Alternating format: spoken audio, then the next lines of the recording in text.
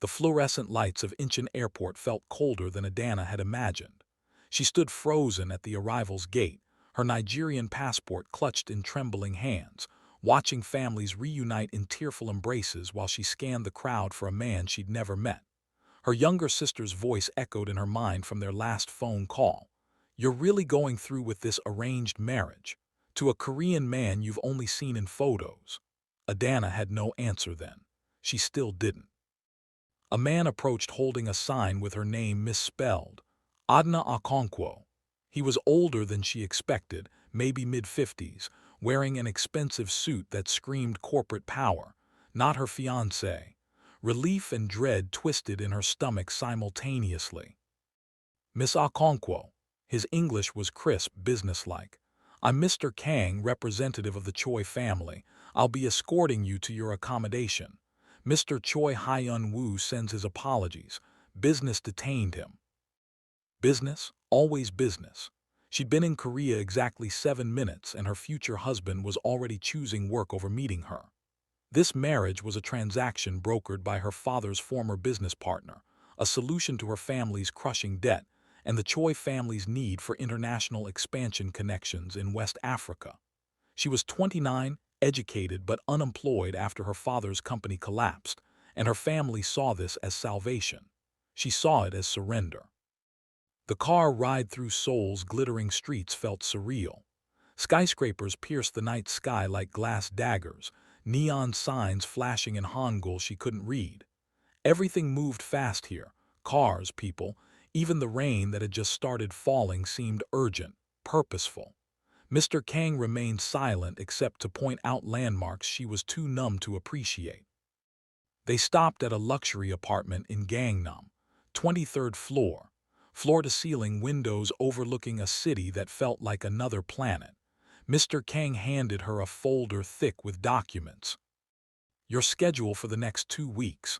Korean language lessons begin tomorrow at 8, cultural orientation at 10, wedding planning sessions with Mrs. Choi every afternoon. The wedding is in 30 days. He paused at the door. "Mr. Choi will visit when his schedule permits."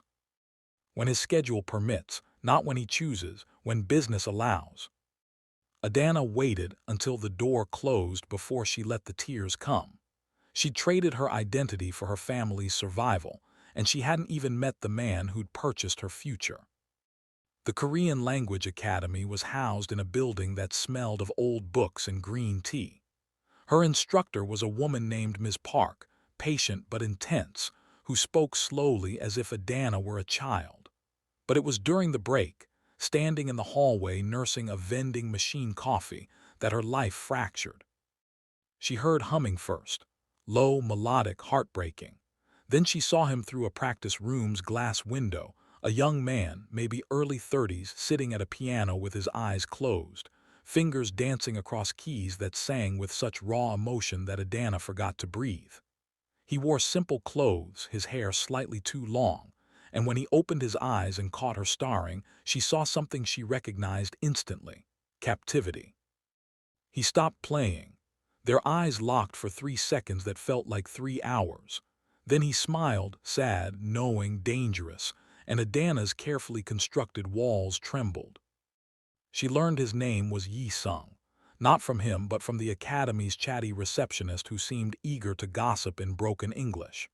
That one, very talented pianist, very sad story, used to be promising student at prestigious conservatory but now just teaches children's lessons here.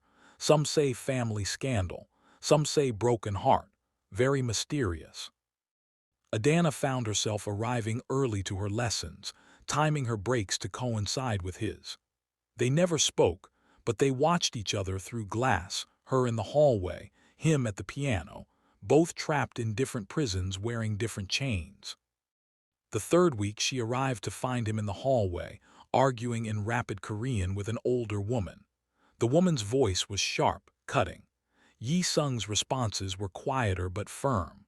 When the woman left, slamming through the exit, Yi-sung sagged against the wall like a puppet with severed strings.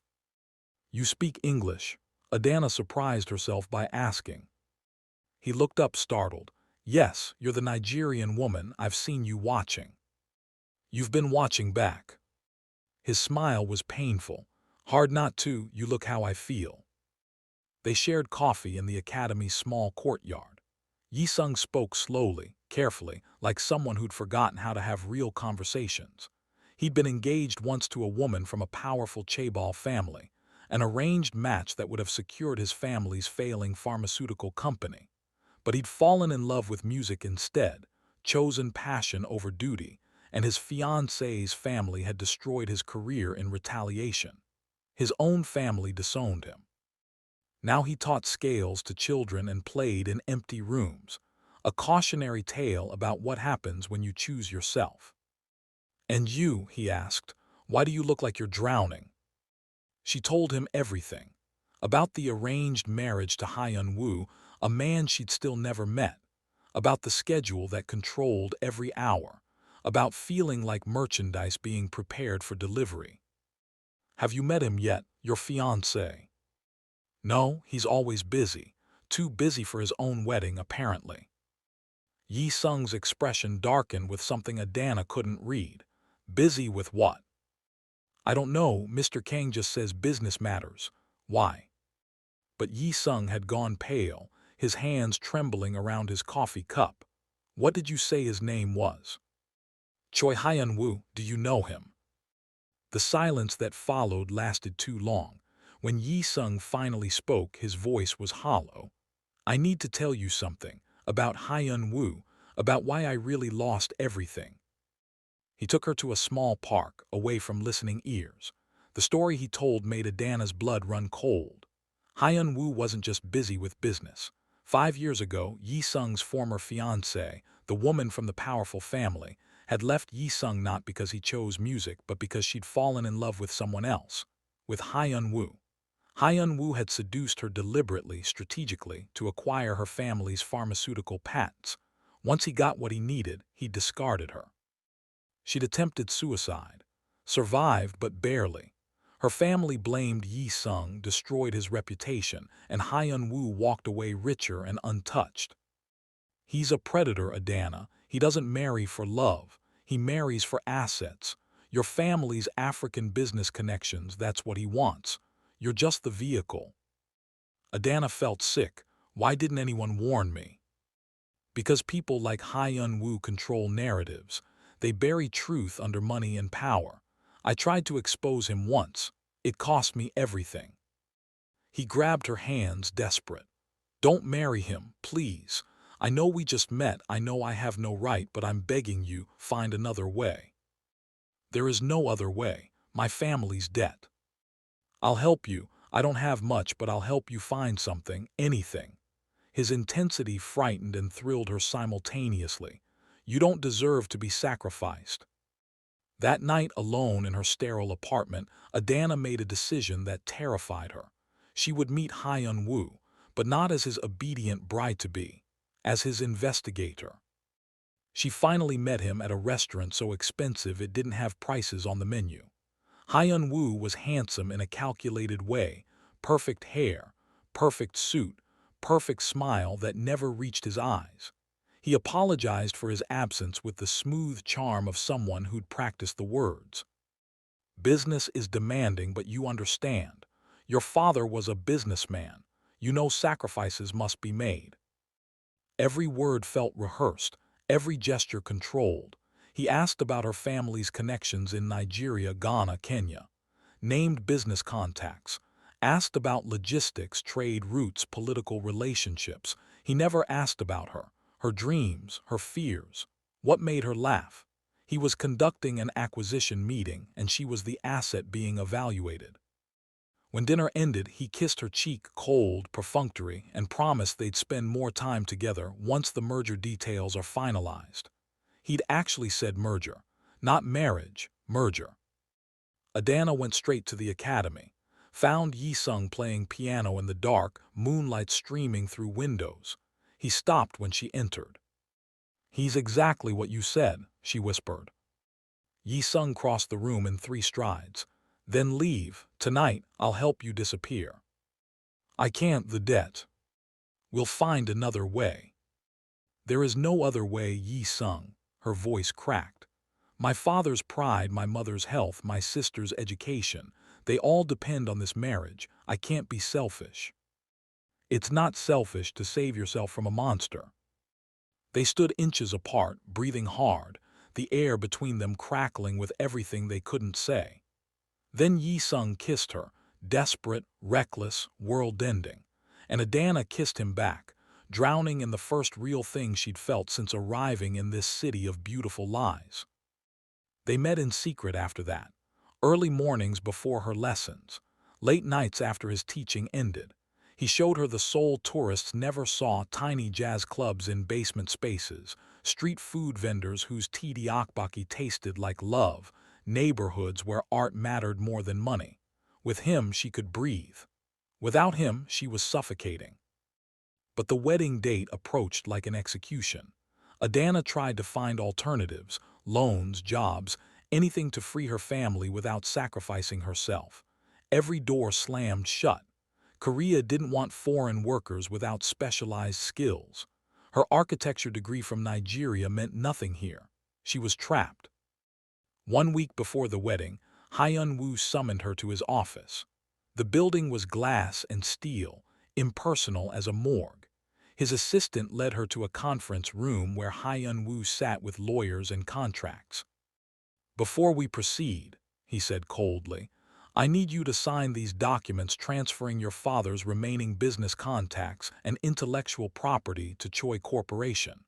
Standard formality." There it was, the truth naked and ugly. This was never about marriage. It was about acquisition. She was collateral in a business transaction. "And if I don't sign?" His smile was sharp. "Then your family's debt will be called immediately. Your father will lose his home. Your sister will have to leave university. Your mother's medical treatments will stop." He leaned forward. "I bought that debt 3 months ago, Adanna. I own your family's future. You'll sign, you'll marry me, and you'll do exactly as told, or everyone you love suffers." She signed. Her hand shook so badly the signature was barely legible, but she signed. She found Jae-sung at the academy, told him everything.